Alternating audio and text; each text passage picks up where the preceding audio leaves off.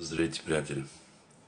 Сега ще ви пусна отказ как Киселова спира микрофона на Ивелин Михайлов, който таман тръгна да говори за тези новите закони по пътищата и тя го отряза. Искам да изгледате и после ще продължим да говорим, да коментираме. Закона за движение по пътищата. Голям рев от страна на Възраждане. Господин Михайлов, да. Господин Михайлов, отнемам ви думата, защото нарушавате правилника и веднага ви казвам защо. Моля за тишина в залата.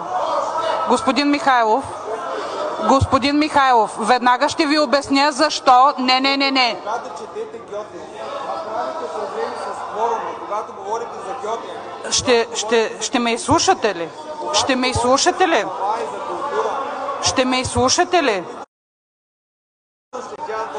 Уважаеми колеги, моля за тишина в залата, за да обясня защо спрях микрофона на господин Михайлов.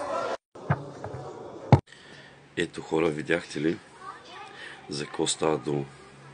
Сложили се една слушалка на ухото, малка, от тия миниатюрните и казват: спираш, пускаш. Режиш, пускаш. Вместо да режат уния, които отиват да избиват на хората животните, в момента 40 000 искат да ги унищожат, тя спира на хората речта, на човека речта. Просто един депутат, който иска да направи реч, едно изказване, и тя му цъка микрофона. Защото тя е господарката на парламента. Тя е господарката на крокодилите в река Нил. Разбирате ли? Тя е господарката на крокодилите там. Разбирате ли? Защото вместо да спрат вече, защото няма вече какво да крадат от държавата, и гледат да крадат сега от Европа. 40 000 убити животни, и са луди милиони пари. Разбирате ли? Продаваха държавата, няма какво да се краде вече от държавата и започнаха да избият животните. Сега ще видят тези животни, като свършат, какво ще правите?